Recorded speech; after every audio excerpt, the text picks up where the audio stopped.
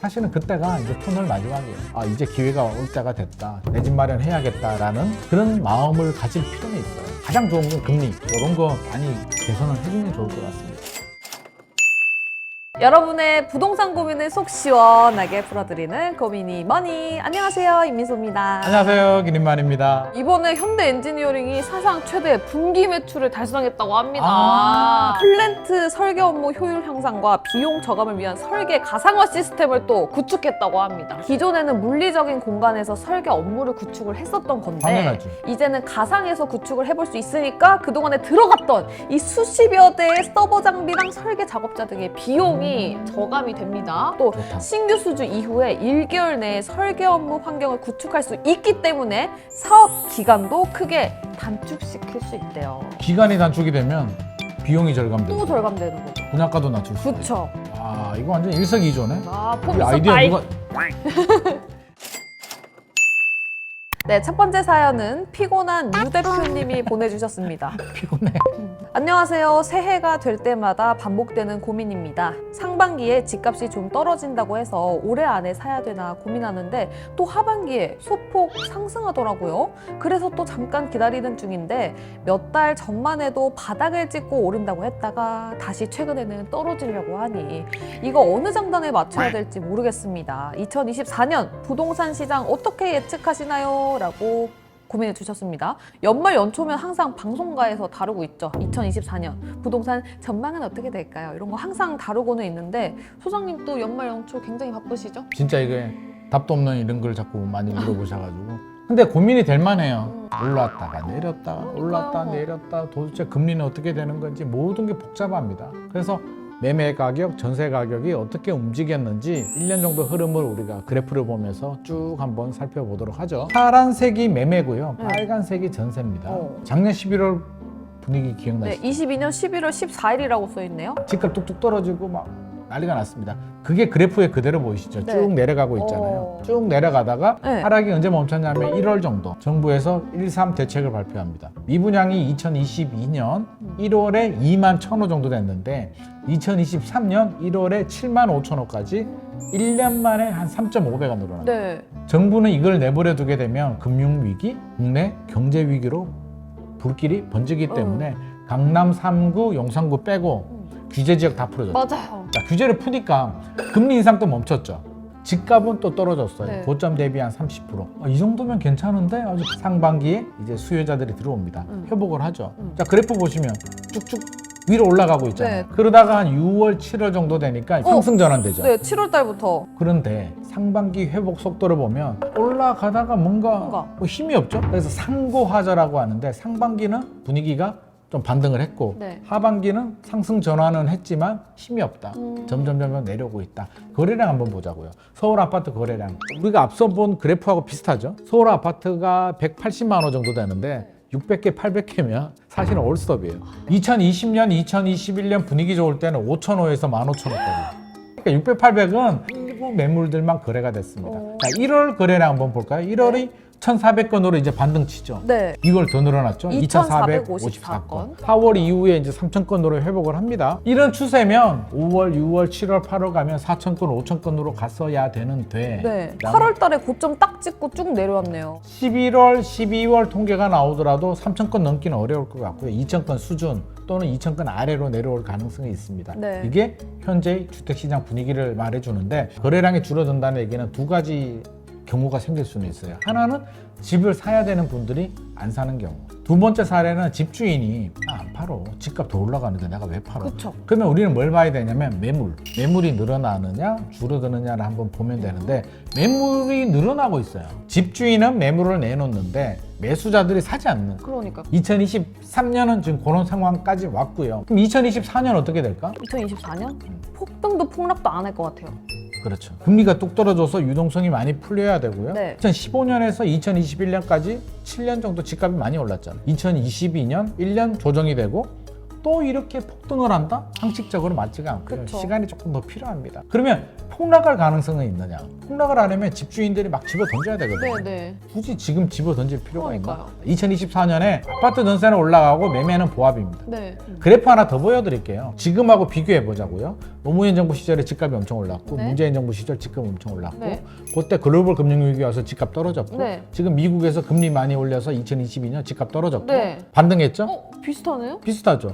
2012년에 서울은 한 번 더 떨어졌거든요. 네. 더블 딥이 왔어. 2차 하락이 왔는데 한 번 하락하고 한 번 더 하락한다. 한번 더 그걸 더블 딥이라고 하거든요. 음. 사실은 그때가 이제 터널 마지막이에요. 그때 공포에 휩싸여서 있는 집을 팔 게 아니라 아, 이제 기회가 올 때가 됐다. 내 집 마련해야겠다라는 그런 마음을 가질 필요는 있어요. 굳이 팁을 드리자면 집값이 떨어지잖아요. 네. 우리 1차 하락 때도 30% 떨어졌거든요. 네네. 그래서 30% 떨어지는지를 첫 번째 확인하시고요.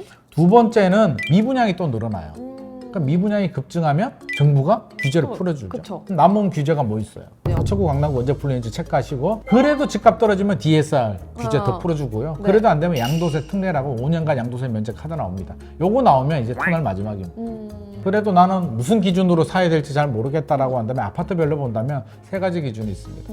첫 번째는요. 2019년 4분기 가격을 한번 딱 체크를 해보시고요. 버블이 확 올라가기 직전. 두 번째는 1차 하락이 있었잖아요. 그때 떨어진 가격이 얼마일까? 내가 사고 싶은 아파트가. 세 번째는 고점 대비, 최고점 대비 30% 하면 가격이 세 개가 나오잖아요. 그걸 가지고 나름대로의 기준선을 정한다면 2차 하락이 왔을 때 이런 여러 가지 팁을 가지고 좀 전략을 짜보시는 것도 좋을 것 같습니다. 네, 알겠습니다. 그럼 두 번째 사연으로 넘어가 보도록 할게요.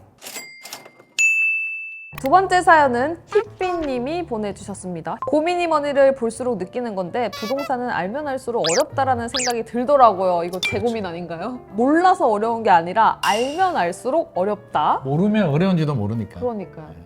정책도 익숙해지면 또 바뀌고 익숙해지면 또 바뀌다 보니까 부동산만 공부를 하다가 늙어갈 것 같습니다. 2024년 부동산 정책 간단하게 요약해 주시면 감사하겠습니다 라고 보내주셨어요. 일단 세법 개정안이 통과가 됐는데요. 첫 번째는요. 자녀 세액 공제가 확대가 되는데요. 자녀가 이제 2명 이상인 경우. 현행은 15만 원, 15만 원, 30만 원이었는데 15만 원, 20만 원, 30만 원. 노선 가구도 세액 공제 추가해 준다고 합니다. 두 번째는 혼인인데요. 자, 결혼하면 혼인 신고일 이후로 전후 2년 이내에 최대 1억 원까지 공제를 해줍니다. 세 번째는 출산, 자녀 출생일 또는 입양일 신고 2년 이내에 최대 1억 원까지 공제를 해준다고 합니다. 그리고 월세 세액 공제, 소득 기준이 급여 7천만 원, 종합소득금액 6천만 원에서 총 급여 8천만 원, 종합소득금액 7천만 원으로 늘려줬습니다. 한도액 월세액 750에서 1천만 원. 고가주택 보증금 과세, 12억 초과주택 3주택 이상자는 보증금도 포함시켜서 계산을 했는데 요거 2주택 이상 보유자로 한다고 합니다. 2026년. 그러니까 아직까지는 뭐 크게 문제될 건 없고요. 건축물 용도 변경. 건물 하나 있고 집 하나 있는데 이걸 용도 변경을 해가지고 건물이 이제 주택이 되는 겁니다. 그 장기 보유 특별 공제 같은 경우에 10년 보유하게 되면 이제 공제를 해주게 되거든요. 지금은 주택된 시점부터 계산을 하는데 건물 보유분부터도 이렇게 인정을 해주겠다. 이런 제도가 바뀌게 되고요. 신생아 특례 구입 전세 대출. 애기 놓으면 또 혜택을 줍니다. 아기 낳으면? 기존에도 이런 혜택이 있어요. 있는데 지금은 소득이 7천만 원 이하였는데 1억 3천만 원. 자산은 5억 600만 원 동일하고요. 대상 주택은 6억에서 9억으로 늘어났습니다. 대출 한도도 4억에서 5억으로. 가장 좋은 건 금리. 소득별 이제 금리 차이가 나는데 8,500만 원 이하는 1.6에서 2.7%, 8,500에서 1억 3천만 원 사이면 2.7에서 3.3%. 애기 놓으면 집 살 때 저리 대출 가능하다 한마디로. 이게 집 살 때 구입자금 대출이고 또 전세는 따로. 전세도 있죠. 소득 기존에 6천만 원 이하였는데 1억 3천만 원 이하로 바뀌고요. 자산 기준도 3억 6,100만 원 이하면 받을 수가 있습니다. 주택 가격 이제 보증금이죠. 기존에는 수도권 4억, 지방 3억이었는데 수도권 5억, 지방 4억 이하의 3억 원까지. 금리가 너무 좋습니다. 7,500만 원 이하는 1.1에서 2.3%, 7,500에서 1억 3천만 원 사이는 2.3에서 3%. 출산을 고민하시는 분들한테는 저는 상당히 도움이 될 것 같습니다.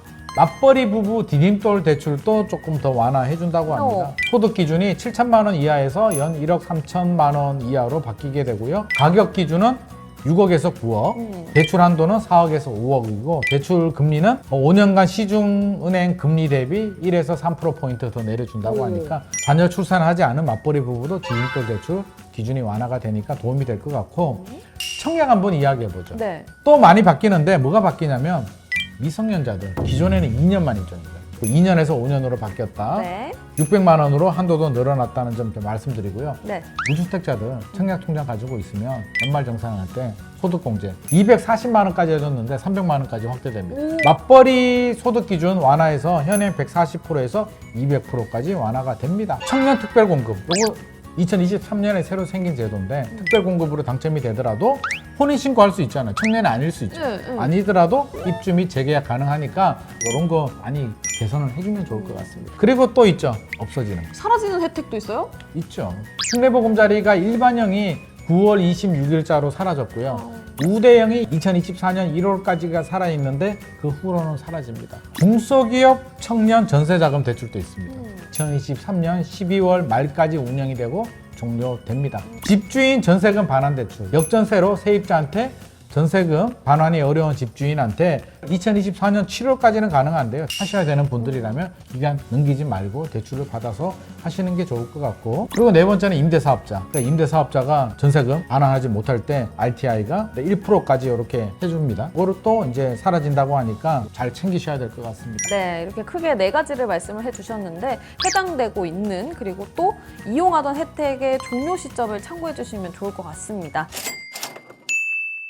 네, 이렇게 고민이 뭐니 18화도 어느덧 마무리가 됐습니다. 이게 발행될 쯤에는 아마 좀 연말 12월 말 정도가 될 것 그럴 것 같은데 같네요. 자, 이렇게 내 집 마련 TV와 함께 했었던 2023년 여러분들은 어떠셨나요? 여러분들의 부동산 고민이 말끔하게 해결되셨다면 저희도 정말 행복할 것 같습니다. 2023년 정말 고생 많았고요. 2024년에는 우리 모두 내 집 마련의 꿈 꼭 이루시기 바랍니다. 네, 그럼 크게 한번 외쳐볼까요?